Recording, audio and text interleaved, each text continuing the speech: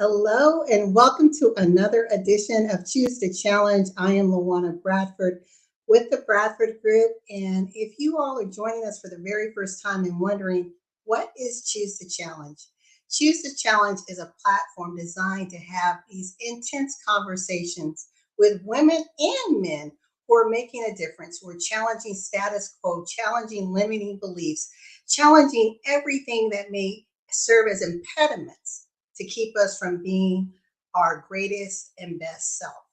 And I'm excited because today we have a very special guest on our show, none other than Lyn-Dee Eldridge. Many of you have possibly been following her, but if you've been following me, she's been on my platform several times because she has an amazing message of hope, of inspiration. And this month is both Breast Cancer Awareness and Domestic Violence Awareness Month. And Lyn-Dee, unfortunately or fortunately, journeyed through the dark side of both of these. But the great thing is she came out a victor.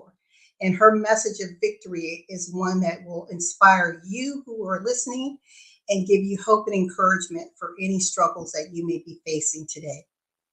And before we get started, I am going to show you a little video, and the next voice and face you'll see is Lyn-Dee Eldridge.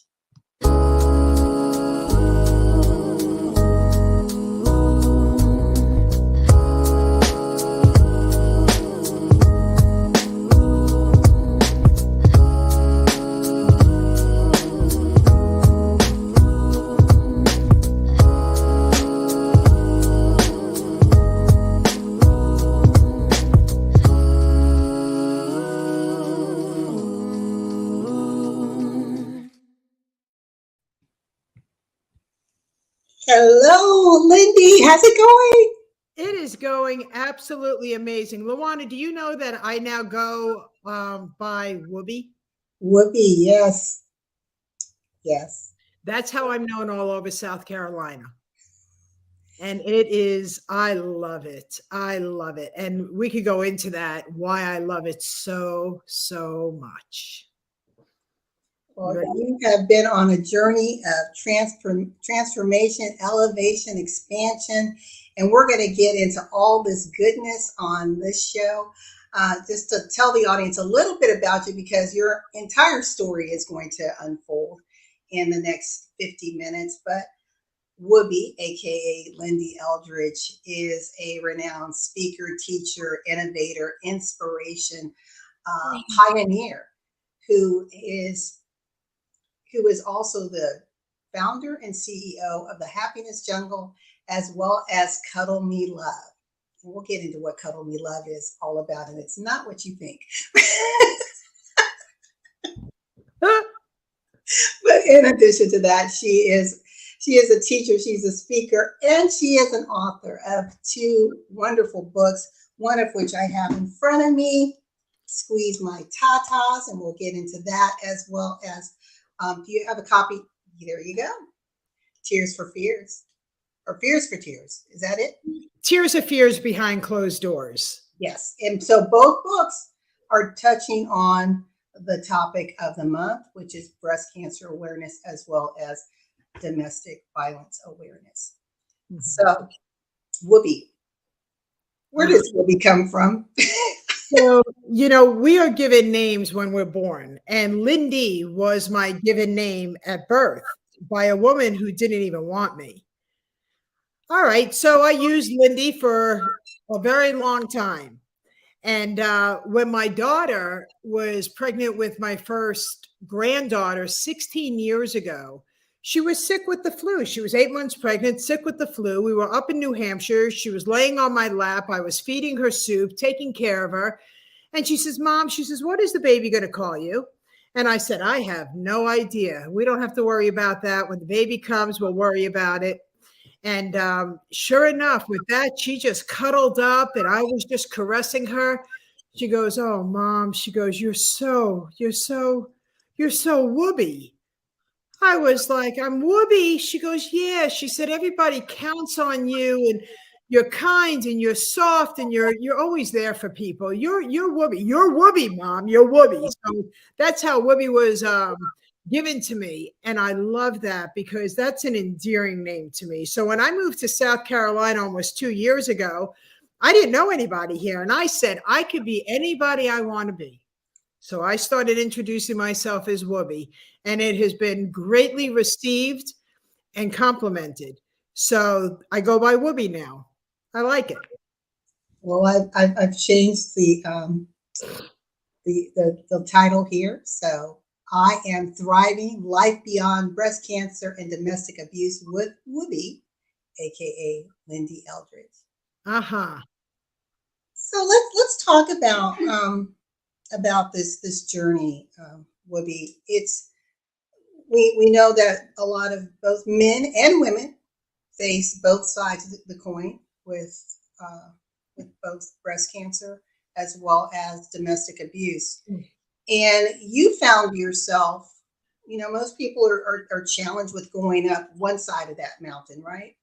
But you found yourself on the way up thinking that you might be on the other side of down or maybe on a plateau. It's like, oh my gosh, there's another mountain to climb. And that was with domestic abuse. And I want to ask this, and then I'm going to turn it over to you. So you got these two just monumental crises facing you. But in all of this, and I'm not saying you didn't have your moments of sadness, because that we're human.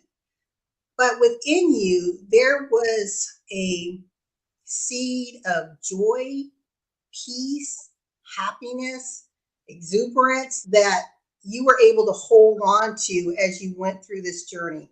So if you could just paint us a picture about that life and then about that seed and how through that has birthed so many amazing gifts in you, to include your books and the Cuddle Me Love pillow.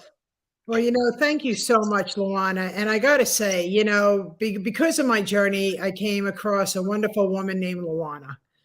And that's what happens in life, guys. It's always when your mindset is positive, it leads you to more women, people that inspire you to keep on going. And LaWanna, I just want to say thank you for being in my life. Aww. Yeah. Oh, there we go. There we go. So what is Barbara like? She likes this, right? Because I give her my heart. Yes. And a matter of fact, here's your red heart. Aw. Yep. Aw. So and look, and here's yours. And you see what I'm saying? Those hearts are all over the world, and I've been giving them out for 50 years, and I had no idea. So let's start with domestic violence, since that was the first thing that challenged me in my life. So when I grew up in a very toxic home. I was not loved. It was mental abuse, physical abuse, some sexual abuse. It was horrific. But here's what I recognized. I recognized that I was not loved behind closed doors, just like the title of that first book, Tears of Fears Behind Closed Doors. I wasn't loved. I wasn't liked. I wasn't appreciated. I was put down, knocked down in every shape, form that you could ever imagine. And some of you can relate to it. A lot of you can relate to it. But what I found out is that when I walked outside my door, my friends loved me. And they kept on saying that I inspired them all my life. And they would come and speak with me when they were having challenges. So I want us to realize that we are born with greatness. And sometimes it's not our loved ones that pulls it out. Sometimes it's our peers that pull it out. And I always remember that they were my light, and we would have so much fun and we would laugh. And they really never even knew what went on behind closed doors, which was absolutely horrific. I cried more behind closed doors than I care to really acknowledge, at this point in time in my life. But things happen in your life for reasons. And I always say that, live life on purpose. So when I grew up, it was in a very toxic home.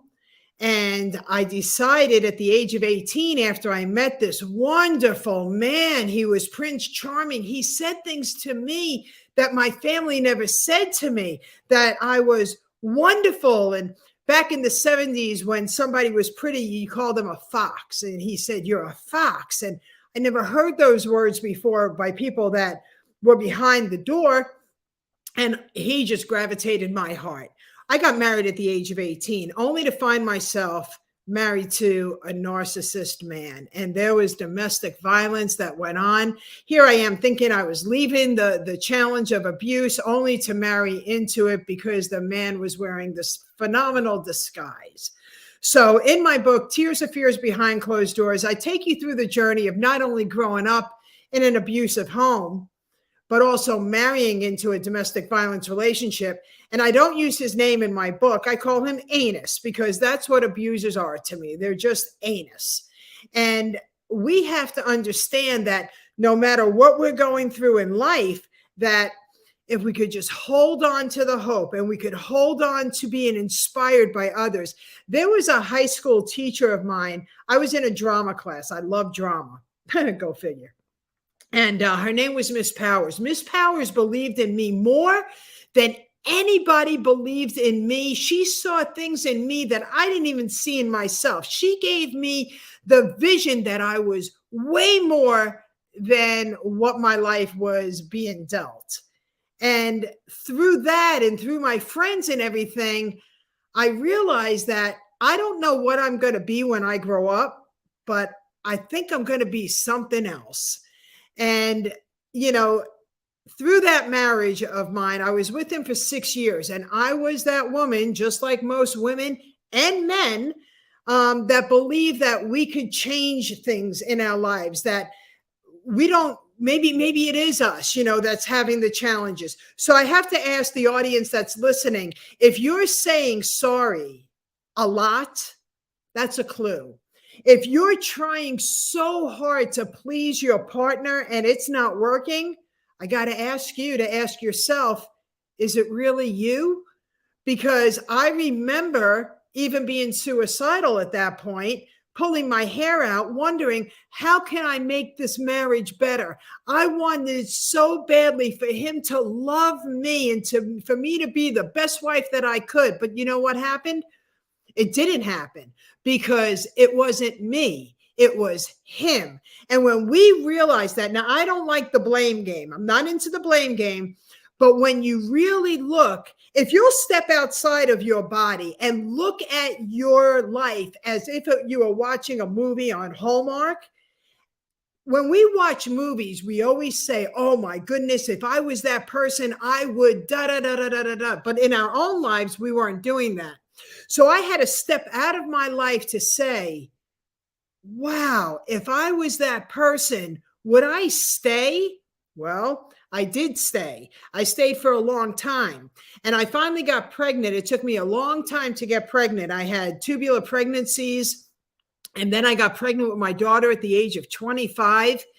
And I was like, wow. And I knew it was a good pregnancy. So there was no way that I was going to do anything to damage that pregnancy.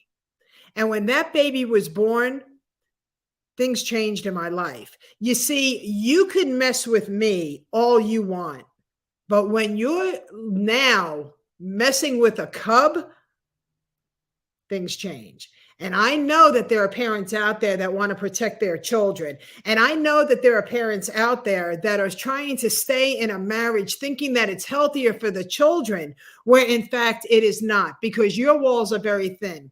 And you may think your babies are sleeping. They're not sleeping. They're hearing every word, every argument, every yelling match, every hit, everything that's going on.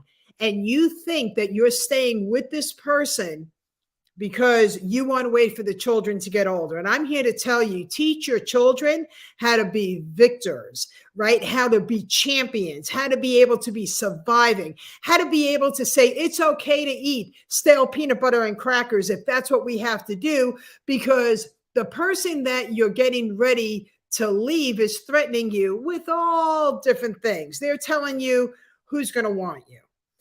You couldn't make it without me. I'm not going to give you a cent. You are going to have to eat dirt. All of whatever they're saying to you, guess what? They're just trying to hold you down. And I want you to realize that be willing to eat stale crackers to feed the children chicken. That's what I did. I said, I don't care. I don't care. Because when that baby was born and the abuse was happening, I looked down at my baby girl when she was 15 months old. And I was like, you know what? I'm not bringing you up in this. I'm not going to do this to you. And I looked up at Anus when he came home in a rage. And I said, we're getting a divorce. That's it. We're done.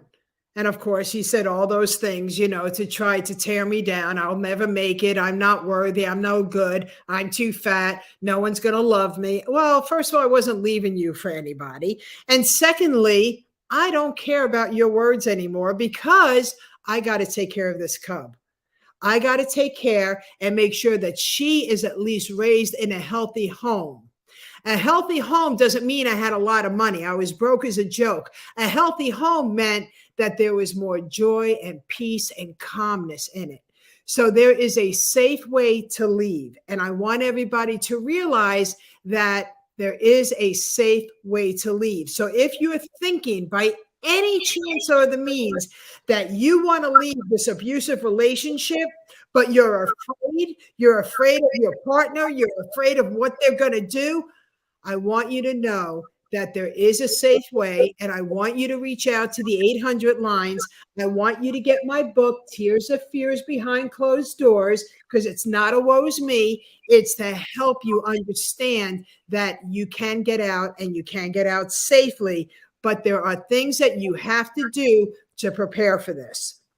I want to just interject right there, and I love that you prefaced it by encouraging those that find themselves in this precarious state. What do you do? And you're right, you don't have to stay, but there is a safe and strategic way to make your exit, because the one thing is we want you to be safe. And I want to preface this by saying this episode here, we're not psychologists, psychiatrists, experts, but Lyn-Dee is sharing her lived experience. And this show is for infotainment purposes only. If you have any concerns, whether it's about your mental well-being, your emotional, physical well-being, please reach out to professionals to help guide you to a safe place. And again, Lyn-Dee's amazing book here, I want to put it up here for them, Tears of Fears Behind Closed Door by Lyn-Dee Eldridge. And before we end the show, we'll talk more about how you can get in touch with Lyn-Dee to learn more about her story, for speaking engagements, to get get copies of her book, and much more.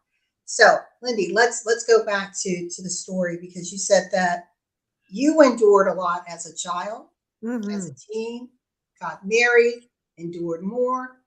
But when you had a child, you had a daughter, you said, no.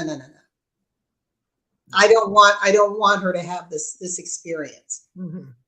So tell me about your relationship with your daughter today, and how much of your past have you shared with her? Because sometimes as parents, we don't want to share the dark side, right? We just want them to know life's always been good.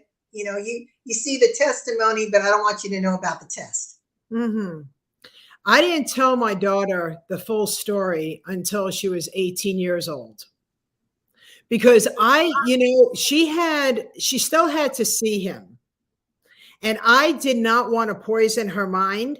Look, my mind was poisoned when I was growing up from my biological father. And I never got to meet my biological father. My parents got divorced when I was about a year and a half old. And it was horrible what my mother would say about my father, that he was a no good son of a bee. He was worthless. He never wanted anything to do with us. Meanwhile, I didn't know for one Hanukkah, because I'm Jewish, one Hanukkah, that my brother, my sister, and I, we got bicycles. And right there, that was a little bit weird to me, because my mother never bought me anything new. My brother and sister, they got things that were new, but these were new bicycles, and they were for Hanukkah. And she claimed that she bought them, where in fact, they came from my biological father. I didn't find that out until I met my biological father when I was 36 years old. Now, let me just say that when I was 8 years old, my biological father wanted to see his children. He was living in California. We were living in New York. He sent us plane tickets. My sister and I went. And I'll tell you, I was a rotten kid. My mother brainwashed me so badly. And I heard so many bad things about this man who says that he's my dad, that by the time I met him, when I got off the plane, and he was excited to see us, and I was a tomboy, I had a really bad attitude. And I looked at him and I said, "So you're my dad?" And he goes, "Yes, I'm your dad." And I said, "Well, you're a no good son of a bee and you owe me." Because my mother told me when I get there, make sure he buys me toys and make sure he does things for me. So all of this was in my mind. I knew that when I had a child, I did not have the right to poison her against her biological father. I only had to protect her against harm. She had the right to know her dad. She had the right to have a relationship with him. My job was to protect her. And that whole story is in the book. So when my daughter was growing up, if I needed to speak about him, I called him a different name. I don't think I called him Anus, but I know I didn't use his real name because I never, ever wanted her to be poisoned by the things that were going on with me. And I hope that makes sense to everybody because I hear it all the time, right? He's not paying child support. She's not doing this. He's not doing this. She's not doing this. They're not going to be able to, see the children. Guys, never, ever, ever use your children as the weapon, ever.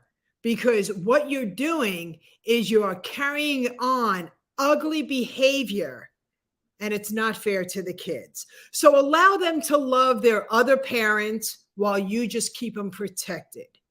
You could go to court. Sometimes the justice system doesn't work in your favor. It didn't work in mine. I had a man's judge. It was absolutely horrific. And all I knew is that as long as I was there to hold her and love her, that was good enough. But when at the age of 11, she made the choice never to see him again because he was doing things that were just beyond your wildest imagination. And I'm sure that a lot of you could relate to that. But again, it wasn't up to me. It wasn't my place to poison her mind. She had to see it. She had to feel it. And at 11 years old, that's when her eyes opened. And she says, "Mommy, I never want to go back to him. I never." And I said, "Okay." But I still never poisoned her mind until she was 18 years old. And she asked me, she says, "Okay, Mom, I'm kind of an adult. Can you really tell me the truth?" I said, "Let's go." I said, "Have a seat."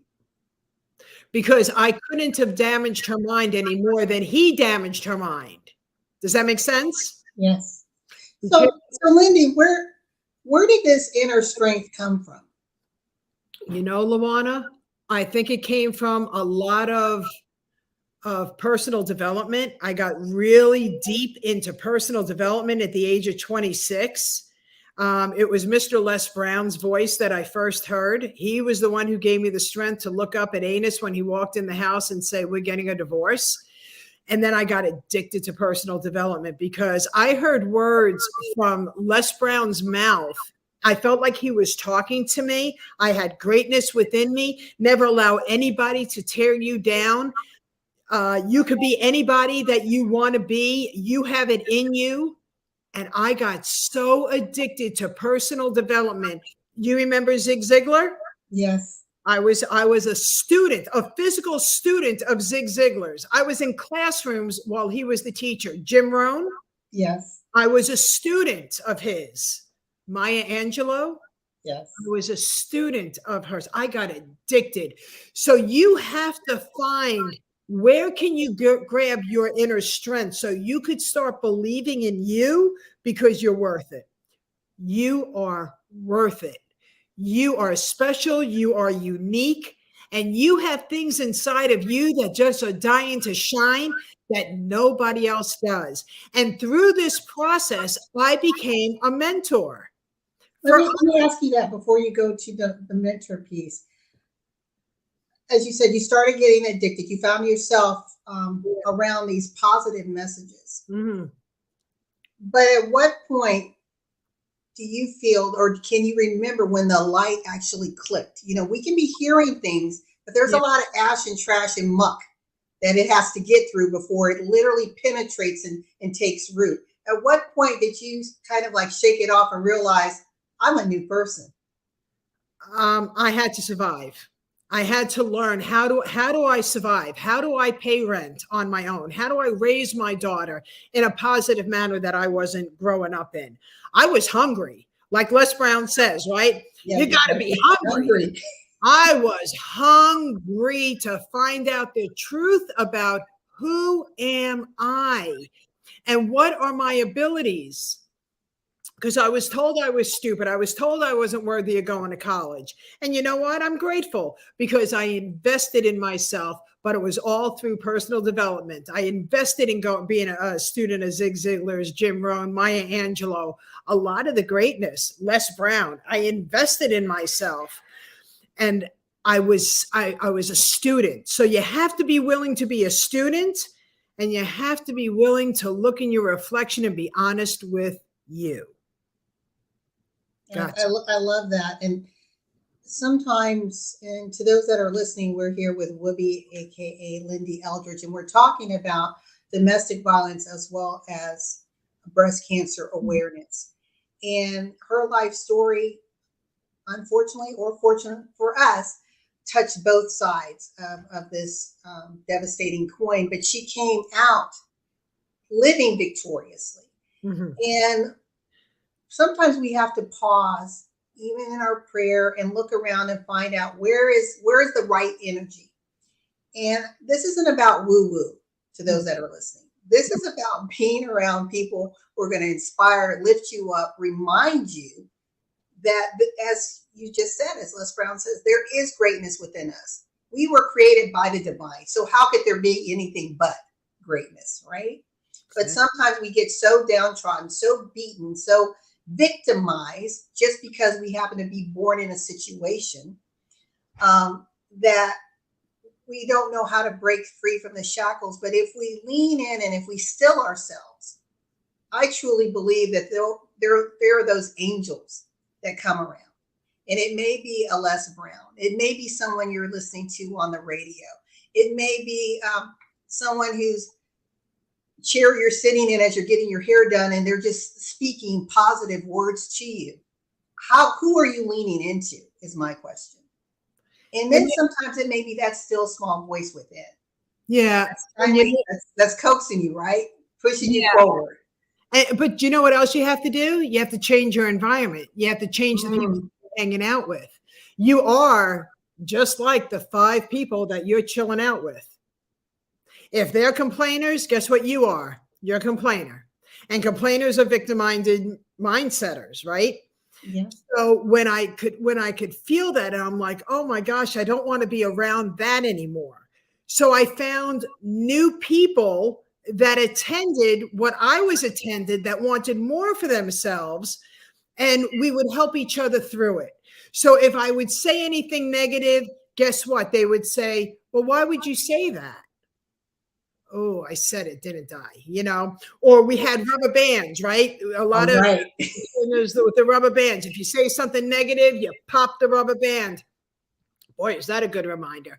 But LaWanna, you're one of the inspirers in the world today, okay? You also have grown up, and you have also been dealt some yuck, and you have also entered into the positive places where your mindset could grow healthier. So now you're a mentor.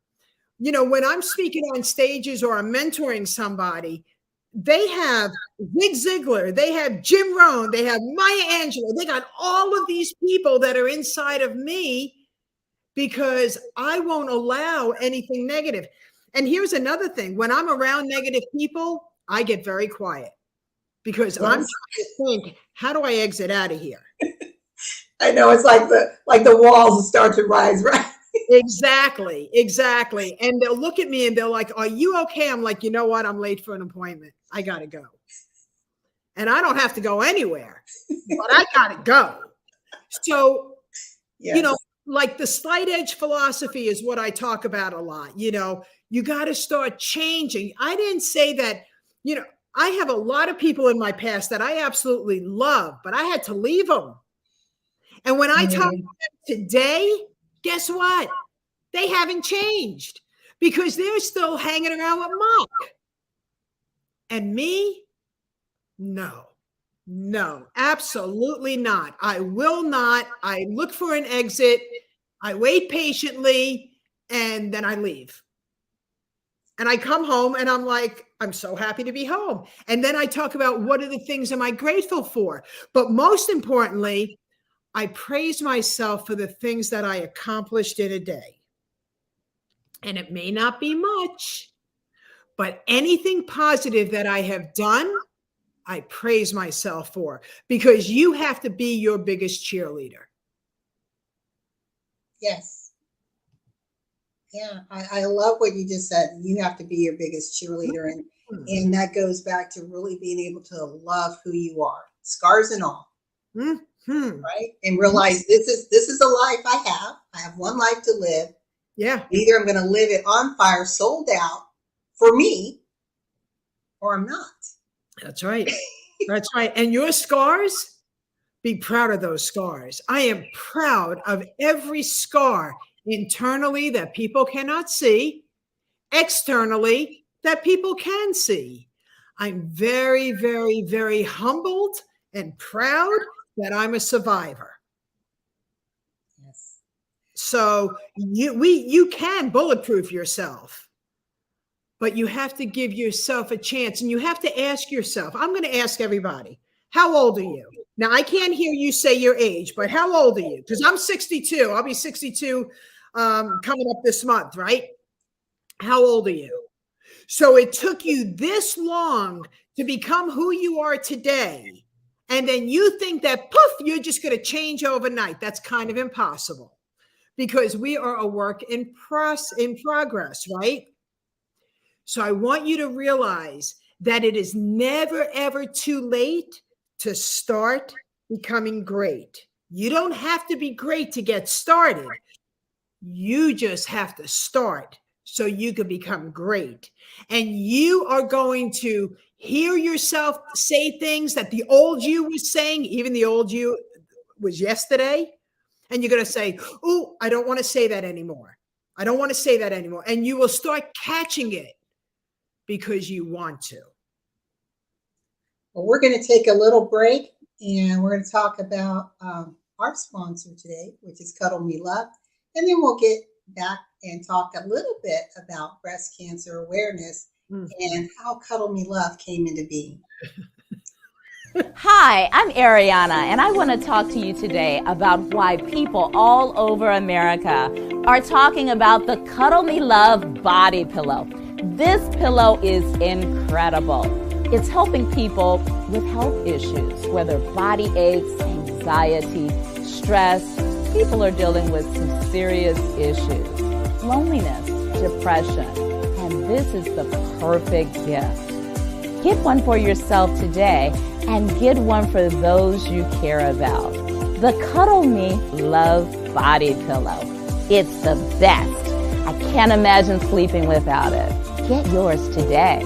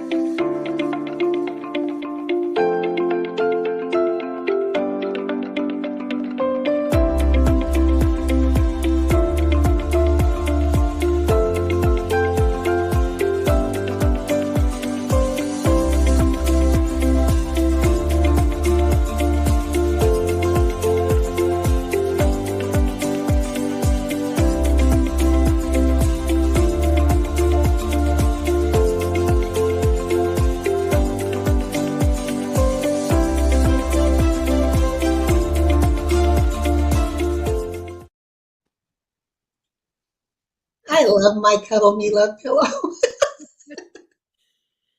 Tragedy comes treasures. Amazing. Unbelievable. Yes. So let's talk a little bit about that evolution, this book, and your journey with breast cancer. Okay. So 20 years after my first marriage, and I became everything and more, an entrepreneur. I owned a hair salon. I owned a pet store. Became one of the top leaders in multi-level marketing, company called Legal Shield. Maybe some of you have heard about it. And I met my second former husband, and I was wowed. He was different than any gentleman that I've ever met before. And I mean that with all my heart. We were married for 14 years. I found out that I had the breast cancer. But during that time, him and I, we were having our challenges, but neither one of us wanted to get a divorce. I became a caretaker of my mom, Hurricane Francis. That was a wild ride. But I often asked myself, how come I'm the chosen one? When she has two kids that she treated like a king and a queen growing up, how come I'm the one that has to take care of her? And you know, it's really funny. God never gives you more than you can handle. And we pray for peace. We pray for growth. We pray for things, right? So it ended up that I became the caretaker of my mom because nobody else was stepping forward to her. I learned so much about the assisted living community that I became now a speaker for the assisted living community, for their associations, and I was speaking at conventions, and I do a program with our elderly loved ones in the assisted living called A Pocket Full of Joy. So whatever you're going through, I want you to realize that there's always a purpose for it. You may not know why. I never knew why until all of a sudden this light started shining through. Well, during this time that I was caretaking for my mom, like I said, my former husband and I, we were having our challenges. So we were separated. Neither one of us wanted a divorce. I canceled over 21 speaking engagements throughout the United States when I was taking care of my mom for that first year. And there was one speaking engagement. It was up in New Hampshire, and that was my hometown where my health insurance was. It was called Families in Transition. I said, I can't miss this one. There's something pulling me that I can't cancel this one. God works in mysterious ways. And I got a caretaker to come in to take care of my mom just for a few days, 4 days. That was it. And I went up to New Hampshire and I figured, you know, while I'm there, I might as well go for my checkup. I feel great. There's nothing wrong with me, but I should go for my checkup. It was in September. And that's where I found out I had the breast cancer. Wasn't even expecting that one to happen. The doctor comes in and she looks at me and she said, when was the last time you gave yourself a breast cancer checkup? And I said, oh, I do. You know, I feel and everything. And she goes, when did you say you were leaving? And I said, I have to leave tomorrow. I'm speaking, so I'll be leaving on Thursday to go back to Florida. I'm a caretaker of my mom. And she's like, hold on a second. She leaves the room and she comes back in with her assistant. And she said, I have to tell you something. And I normally don't do this until we really do some more testing, but you've already gone for 2 mammograms. She goes, you have breast cancer. I was like, wow. I didn't even know how to process that. And I said, really? I said, how come I don't feel it? I don't feel it at all. You know, there's nothing. And she goes, well, she said, because if you didn't have a mammogram, we would never have known it. And neither would you have, because it was so deep down underneath your nipple area that you wouldn't have known about it until it started to grow. So we believe that it's in the very early stages, but we need to do a biopsy. Can you just stay for 1 more day? I said, I could stay for 1 more day. Because now this is my health, right? So I called up my caretaker in Florida. She was okay with it. I told her, please don't tell my mom about why I have to stay an extra day earlier or later. Just take care of her and I'll see you guys on Friday. or on Saturday. And it was confirmed that I had the breast cancer. So at that time, my former husband was also up in New Hampshire. And after the doctor's appointment, we both agreed that we would have dinner before we went our separate ways. So I meet him at the restaurant. And I'm just trying to process what just happened in the last 3 hours and what was told to me. And we meet. We're sitting, across from one another. He also went for a physical at the VA. So, of course, I immediately said, "How did your checkup go?" And he proceeded to say, "Oh, everything is fine." I said, "Okay." And he never asked me how my checkup went, because obviously he thought that it went very well, I'm assuming. So we're talking and we're talking and we're talking. And all of a sudden he looks at me and he goes, "Oh my God," he said, "Well, how did things go at your doctor's appointment?" And I just looked at him. I didn't even know how to say it. And one tear just started rolling down my face. And I said to him, "I'm about to blow your doors off." I said, "I found out that I have the breast cancer. I never owned it. I always called it the breast cancer." And he goes, "What?" I said, "That's what I found out. And they've already done 2 mammograms. They did an ultrasound. And that was my afternoon." And he just looked at me. And I said, "So let me ask you something." And I said, "Babe, do you want a divorce?" And he goes, "I don't want a divorce." I said, "I don't want a divorce either." I said, "Whatever is going on in our lives, we could fix it. We were with each other for 14 years and it wasn't a domestic violence relationship. It was a loving relationship. We had our challenges though, don't get me wrong." And I looked at him and I said, "If there was ever a time to reconcile, it's now. I want you by me. I'm not high maintenance. I just want you to hold me at night. I want you to tell me everything is going to be okay." And he couldn't do that.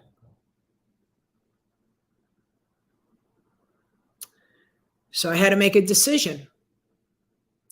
If somebody doesn't want to be with you during the hardest part of your life, no matter how much they tell you they love you, you got to make a choice, and only you can make the right choice for you. I realized at that time I was alone, even though I had my kids and my granddaughters, but I was alone. And I was like, wow. So there was a few things that happened. It's in the book, Squeeze My Tatas, You're Only One Mammogram Away from Knowing.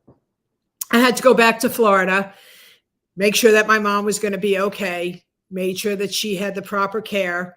My sister wasn't going to help. My brother wasn't going to help. Nobody was helping with Hurricane Francis. So I had to make sure she was okay. And then I had to drive from Florida back to New Hampshire. And I was very accustomed of long drives. That was awesome for me. But I had to stop in South Carolina. And in South Carolina, that's where my former husband was staying. And that would have been the halfway point from Florida to New Hampshire. And I just wanted a night's rest before I arrived back to New Hampshire, knowing that my former husband was there. So I called him and I said, "I'm going to stop off in South Carolina, the halfway point. Can I stay with you?" He said, "No."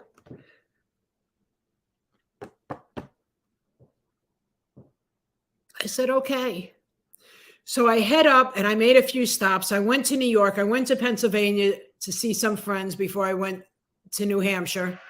And when I arrived in Pennsylvania, which was the first stop after South Carolina, I called him up and I said, "I don't understand. I don't understand why you wouldn't have wanted to spend that night with me, knowing that I was going to New Hampshire to take care of the breast cancer." And he gave me his excuse, which was bogus. And I said to him, "You know, Mark," I said, "this isn't going to work." I said, "We're going to get a divorce." And we did. And I was lonely at night. I had my kids and I had my granddaughters, and they were wonderful. But at night, I was lonely. So I created this pillow that hugs me, and I didn't feel lonely. I felt very safe, and I felt like I was being loved and held. You see, you could replace anything or anybody, even if it's simulated, if your mindset will allow you to. And I was sleeping so well. I recovered. I had the surgery. I had a lumpectomy. And I just kept on moving forward. I went back to Florida with this pillow, and I loved my pillow. So now I'm speaking on stages, sharing my journey, and it was on the stages for entrepreneurs, reinventing yourself, right? Doing whatever it takes to make your business go forward. So I was sharing with them about my journey with the breast cancer and the mindset and how you could replace things. And I told them about the pillow, and everybody wanted the pillow. They were, after I got off stage, they're running to me with credit cards. How do I order the pillow? How do I order the pillow? I'm like, there's no pillow. I don't have a pillow. You can't buy my pillow. And then the next day I could feel God going like this. Hello. You keep asking for things. Hello. Create it. So I created Cuddle Me Love. And now thousands of people around the world are not only comforted for emotional support, but for physical support. And now I work with nonprofits. I just did a fundraiser for a nonprofit here in Greenville, South Carolina, called the Myers Center for Special Needs Children. 104 children have the Cuddle Me Love body pillow, and it is literally making such a big difference in their life and in their rest. These are special needs children with all different challenges, right? Oh my goodness. So I called up my former husband when the pillow was starting to be successful on its own. The pillow has just a life of its own. And I said, I got to thank you for that divorce. He goes, what? I said, so help me God. I got to thank you for the divorce, because if you were holding me at night, I would have never created this pillow that is now comforting people all over the world, from widows to the elderly to children, for men and women, open heart surgery, all of it. I said, so thank you. And he's like, you're crazy. Now, I also want to say to you, because I forgave him for his weaknesses, you see, you have to forgive people that don't serve you well, because the forgiveness is for you, not for them. You don't have to call and say it. You just have to feel it inside of you so you can let go. When the doctor said to me, you need to take all the stress off your plate, anything that's stressing you out, and stop eating all the sugar. I said, okay. One of the things I had to do was to release the disappointment that I had from my former husband. So I forgave him. Poof, you're gone, right? And today he has to watch the Cuddle Me Love body pillow become so successful, because happiness is the best victory. Yes. Live life on purpose. Isn't that crazy? I love that. Dr. George Fraser, he always says, bless and release. Yes. You know, and sometimes we think, oh, we've got to hold on to this relationship or this situation. But if it is no longer serving you, it's okay. You know, season, season, lifetime. That's right. And we have to be able to know the difference. And Lyn-Dee, I can't believe we are already out of time. Love you. Love your story. This has just been amazing. I encourage you, if you want to know more about Lyn-Dee, sign her up for any speaking engagement, get her book, or get the Cuddle Me Love pillow. You can go to cuddlemelove.com. You can contact her at wecare@cuddlemelove.com or 603-660-6010. And I'm giving a testimonial here. I don't know how many pillows I've purchased for myself, for my family. My father, who's 92, uses his pillow every single day. Mom, who's 86, was the skeptic until she got COVID a year and a half ago. And now she does not go anywhere without her Cuddle Me Love pillow, because it allowed her to deal with some of the breathing issues that she was having. So Again, it's an amazing pillow. It's about innovation, and as you said, Lyn-Dee, out of our trials and tests and tragedies, there's blessings on the other side, but you have to be willing to go through, right? Mhm. Right? You have to There's be blessings willing. on the other side. Yeah, you got to be willing to shine the light. And LaWanna, you are one of my angels in my life. You are one of the women in my life that when I think, because we all have feelings, I'm not saying I never cry. That would be really ridiculous for me to say, right? But when I think about, you know, what am I doing? I think of you and I remember a lot of our discussions. So I have to say thank you for being a positive force in my life. I love you. I adore you. I cherish our friendship more than words could ever say. I am so grateful that you are in my inner core circle. Thank you. Thank you. Feeling is mutual. And that's the other thing, ladies and gentlemen, those of you who are watching, you never know how God will bring people into your life. I mean, believe it or not, as close as Lyn-Dee and I are, we have physically never been in each other's presence, but it doesn't seem that way. I think just the energy, and fortunately, we are going to make it happen. Life has been a little wonky for me this year, but I thank you, Lyn-Dee, for your prayers and just giving and sending love to Dad. He's always talking about who's your friend in my pillow, the lady who had been at my pillow. I want to just say one more thing, LaWanna.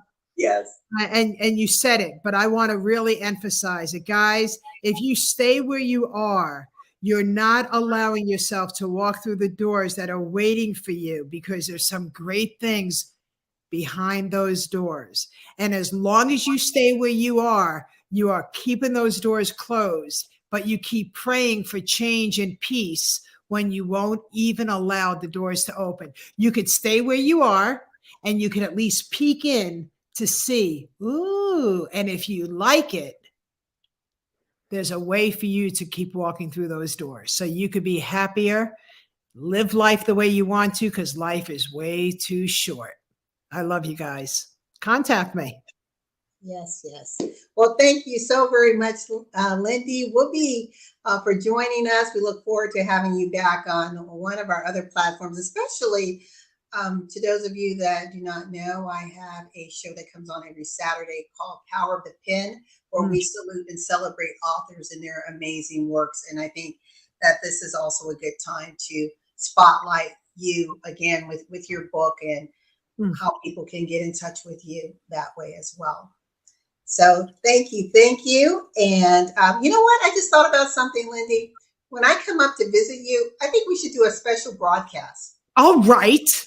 Let's do it. Your room awaits you. I know. We're going to make it happen. I know.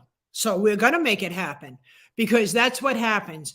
Great people stick with great people and come up with great things all the time. Yes, so don't worry about where you are today. Think about the possibilities of tomorrow. And you may not know what they are, but when you hang around greatness and you put, the positive force within you, it starts shining through, because everybody has greatness within. Yes. So to those of you that have joined us, we look forward to seeing you for our next episode of Choose the Challenge. And just remember that in life, when opportunity intersects with your vision, success is inevitable. Until next time, be blessed, everyone. Bye-bye.